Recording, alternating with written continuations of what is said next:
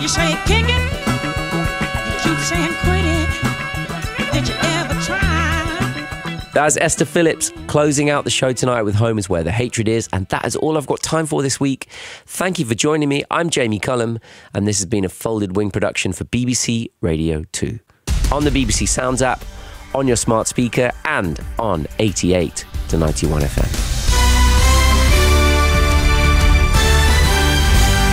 BBC News at 10 o'clock. This is Harvey Cook. Twitter has confirmed the billionaire Elon Musk has agreed to go through with his takeover of the social media company after he tried to pull out of the deal. In a letter to the firm, Mr. Musk's lawyers said he'd agreed to pay the price he had first offered back in April.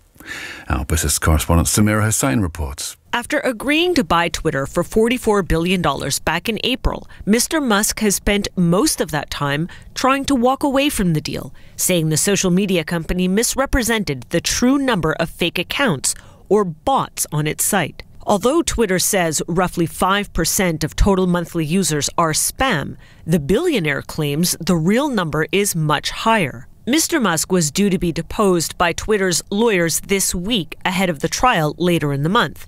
Now that he's agreed to buy the company after all, it ends months of uncertainty for Twitter shareholders. Several members of the Conservative Party have called on the Prime Minister to stick with her predecessor's pledge to raise benefits in line with inflation.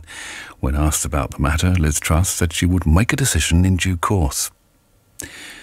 A 14-year-old boy has been arrested on suspicion of murdering another boy of the same age in Gateshead. He died in hospital after being attacked yesterday evening. A 13-year-old girl has also been arrested on suspicion of assisting an offender.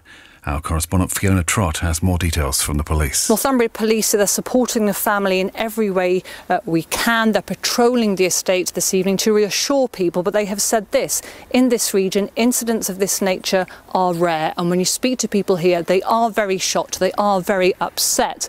But there's anger too, which is why the police are asking them not to speculate on social media, because this investigation is still ongoing. The president of last year's COP26 climate summit in Glasgow, the Cabinet Office Minister Alok Sharma, has said King Charles should go to this year's gathering in Egypt. There have been reports that he was advised by Liz Truss not to attend COP27 in Sharm el-Sheikh. Responding to the claims, the Prime Minister said it was a matter for the King to decide. Mr. Sharma says for decades the King has been a global champion of the environment and should attend the summit. I would certainly like to see His Majesty attend, and that is a message that I'm getting from countries around the world. Of course, he's a head of state in the United Kingdom, but he's also head of state in other countries, some of which are very much on the front line of climate change. Coldplay have postponed their upcoming shows in Brazil after their frontman Chris Martin contracted a serious lung infection. The band say the singer is under strict instructions from the doctor to rest for 3 weeks. And the weather overnight, there'll be heavy rain for much of Northern Ireland, Scotland, Wales and the northwest of England. It'll also be windy, staying dry elsewhere. And that's the BBC News at 3 minutes past 10. 1, 2, 3, 4, 5, 6, 7, 8. Let's go! DJ Spoonie, Magnificent 7. That's me, and this is it, the Magnificent 7. It's the way we kickstart every Rhythm Nation here on BBC Radio 2. 7 bangers back to back.